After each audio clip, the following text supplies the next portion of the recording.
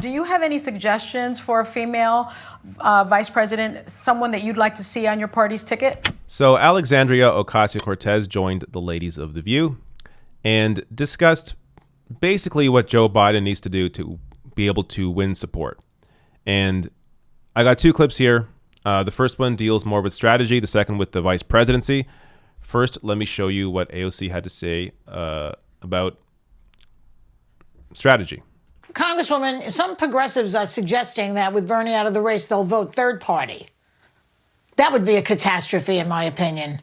What do you say to those people? And also, part two, Biden has made some efforts to appeal to progressives, like lowering the eligibility age for Medicare to 60 and expanding student debt forgiveness. Is that enough? I think.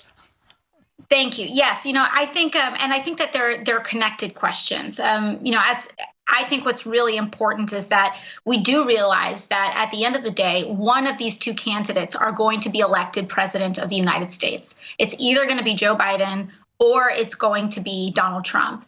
And I think it's important to, communicate some empathy. I know for a lot of people, this was not the outcome that they may have wanted, and this was not the choice that they wanted to make. But ultimately, when it comes to those two, I don't think it's particularly close in terms of what communities will be made more vulnerable. And I think But what I also think is really important is that the way to I think move in a unifying direction, as I said before, is that unity isn't a feeling, it's a process. And I think that that Biden can go further. I think that it's not necessarily enough. Lowering Medicare to 60 by 5 years is still more conservative than what Hillary Clinton proposed in 2016. Hillary was talking about lowering it to 50 4 years ago. And so I think that there's certainly room. I think that there's going to be room on issues like immigration, Puerto Rico, healthcare, climate change. And I think that it's healthy to do that. And I think it's what we shouldn't do is recreate this dynamic where we are kind of finger wagging and nagging people into voting because it's not a way of generating enthusiasm. I think one thing that we can do is improve the policies that we have as a party to tell young people, to tell all sorts of people, we see you and we have a plan for you and we're going to create hope for all sorts of communities in the United States. All right, so I think this is fairly spot on. The View, the way that Joy asked the question made it sound like, again, this is the media trying to do their shaming thing. You're not going to shame people into voting for your candidate. It's also, I think, really misguided to think that people that are going to vote for the Green Party, that if they didn't vote Green, they would vote for Democrats. No, in many cases, they would just stay home. So, look, I'm not someone that I don't support voting third party. I see two choices, Trump and Biden. Now, I would never shame anybody into voting in whatever way, because shaming doesn't work. I think all you can really do, first as the candidate, what Biden should be doing is exactly what AOC is doing, actually reaching out to voters, offering them something so they feel good about voting for you. There are many people out there that aren't simply anti-Trump voters. So a lot of Biden support is simply voting against Trump. He has those people regardless of what he does. Biden right now has to do exactly what AOC did or said. Reach out to people that need help. And lowering Medicare to age 60, like Biden's losing people under 45. In states, even in states that he defeated Bernie Sanders in big numbers, Bernie Sanders still won voters under 45. If Biden wants any of those people, a lot of those people are from the 40% of the country that doesn't normally vote. If Biden wants those people, he has to actually appeal to them with something, and not even just policy, but personnel. They have to actually trust that you would fight for these things that you're fighting for, or that you claim to be fighting for, if you were to claim that you're fighting for them. So that's what the Biden campaign should do. Me as somebody who just covers the news, I'm going to tell you what's going on in terms of what I think the campaign should do. But I'm not going to tell you how to vote either way. I can't vote, so Vote however you want. I will say, though, the down ballot races are incredibly important. So even if you really don't want to vote for the top of the ticket, you have to vote down ballot. You do not want social conservatives, at the very least, in control of Congress. So vote down ballot. Do whatever you want with the top of the field. Though obviously, I would say don't vote Trump ever. I think that should be pretty clear. But when I talk about the top of the ticket, I mean a lot of people just want to leave it blank or vote third party. Do whatever you want. But understand that it's going to be Biden or Trump as president, and understand that you do not want conservatives in control of Congress. Let me end it here with the second clip where they discuss the potential vice president pick. Vice President Biden's been very clear that he plans to pick a female vice president. You're not old enough to be eligible to run with him, but do you have any suggestions for a female vice president, someone that you'd like to see on your party's ticket?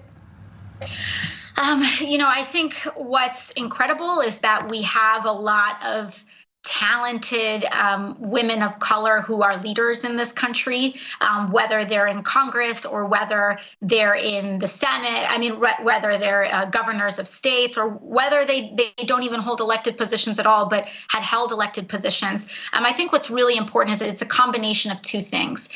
One, of course, to have our first female vice president and to have that be a woman of color is a significant milestone. But the other thing that I think is important is, what does this woman value? What policies does she champion? And that brings it more, that's the difference between us just talking about a token and us talking about substantive, incredible leadership. And so in terms of who that is, it's really hard to kind of to point some out, because there are leaders out there. But, I don't think we have a shortage of them. That's for sure. I would love that woman to be progressive as a kind of a counterbalance politically. So I actually do think Biden's VP is going to mean a lot, because he's potentially picking somebody here who's going to be president in 4 years, assuming he wins in 2020. There's a really good chance that Biden's not going to run again in 4 years because of the state that he's in. I mean, do I even have to make the argument? It's obvious Biden's not there mentally. So I think it's very likely he doesn't run in 4 years and his vice president takes over. This is why, I mean, if he wants to win over some working class voters, you have to actually do something to appeal to those people. Now, look, I would love for it to be Nina Turner or Rashida Tlaib. That would be awesome. It's not going to be, because it's Joe Biden. It's his campaign.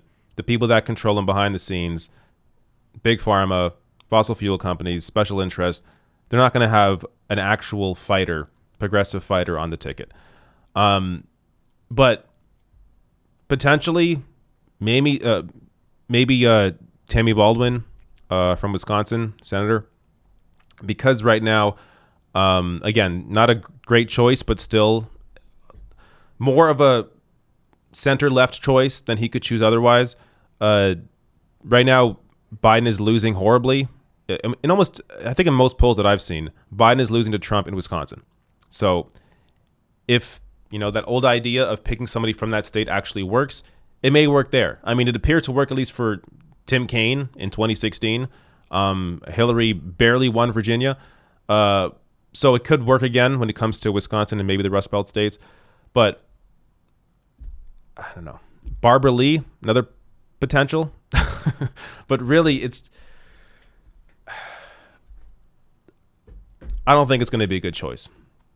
I think he's likely to pick somebody like Amy Klobuchar or Kamala Harris, who is very friendly to corporate interests, is going to simply listen to Joe Biden and the campaign, do what they want to do, is not going to challenge anybody. They're going to sit back, let Biden be in control, and maybe Biden will use them more as the front-facing person of the campaign, as Biden is not all that great on camera. But that's the issue here. It's just, it really feels like Biden's making all the same mistakes that Hillary Clinton did in 2016. The only difference this time is that the anti-Trump vote is more activated. So it may be enough to win those swing states and deliver Joe Biden the presidency, but there's definitely no guarantee there. I think it's a complete toss-up. And if he actually wanted to grow his base, earn more supporters, he would do what AOC mentioned there and pick a progressive person to be his running mate.